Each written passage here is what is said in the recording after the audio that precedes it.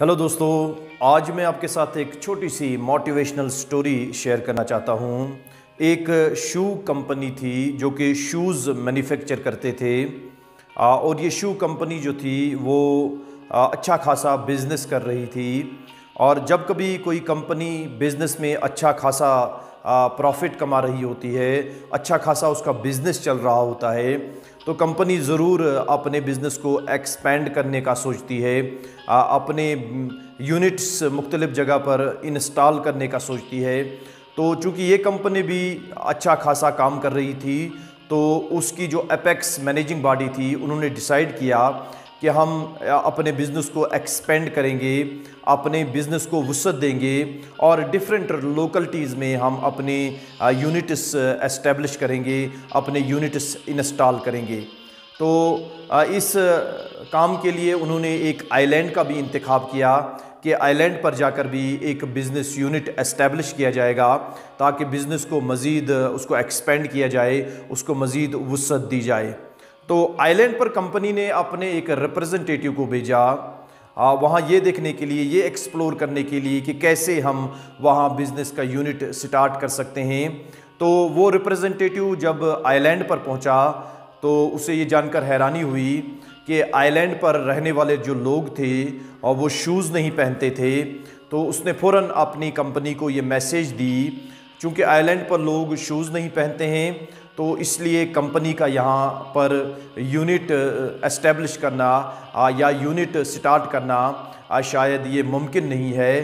तो इस तरह से उस आइलैंड पर कंपनी का कोई यूनिट स्टार्ट नहीं हो पाया। चंद साल के बाद कंपनी ने एक बार फिर इस पर गौर किया और इस आइलैंड का एक बार फिर इंतखाब हुआ बिज़नेस का यूनिट स्टार्ट करने के लिए। और अब की बार उन्होंने एक दूसरे रिप्रेजेंटेटिव को सेम आइलैंड पर भेजा ये सर्वे करने के लिए कि कैसे वहाँ एक बिज़नेस का यूनिट स्टार्ट किया जाए। तो दूसरा शख्स जो कि रिप्रेजेंटेटिव बनकर कंपनी का जब इस आइलैंड पर पहुँचा तो उसने वही सेम सिचुएशन देखी कि वहाँ लोग शूज़ नहीं पहनते थे, बगैर शूज़ के फिर रहे थे। तो उसने जो ही लोगों को बगैर शूज़ के देखा तो उसने अपनी कंपनी को ये मैसेज की, wow, there is tremendous opportunity on this island because people on this island don't wear shoes. If we manage to convince them to wear shoes and to enjoy the benefits of shoes, I think there is tremendous opportunity of growth for our company। तो आपने देखा कि same island पर same environment में दो representatives भेजे गए।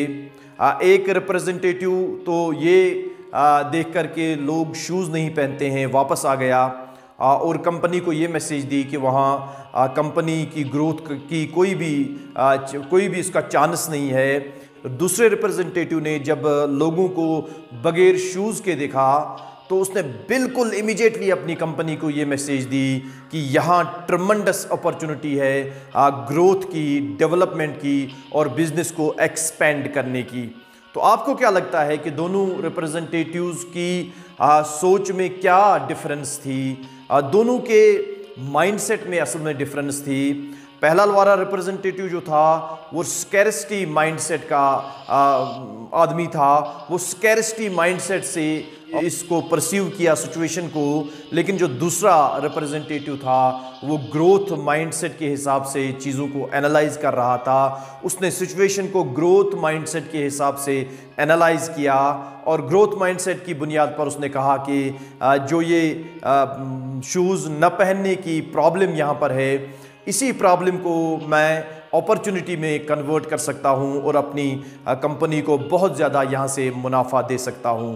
तो इस स्टोरी से हमें यही सबक मिलता है कि जब कभी हम लाइफ में डिफ़िकल्टीज़ को फेस करते हैं, इश्यूज़ को फेस करते हैं, प्रॉब्लम्स को फेस करते हैं, तो वहाँ कहीं ना कहीं इन इश्यूज़ में, प्रॉब्लम्स में और इन डिफ़िकल्टीज़ में कहीं ना कहीं अपॉर्चुनिटी भी छुपी हुई होती है। और अगर ग्रोथ माइंडसेट के हिसाब से देखा जाए तो वो अपॉर्चुनिटी कहीं ना कहीं दिखाई दे देती है। वो अपॉर्चुनिटी कहीं ना कहीं दस्तक दे रही होती है एक्सप्लोर होने के लिए।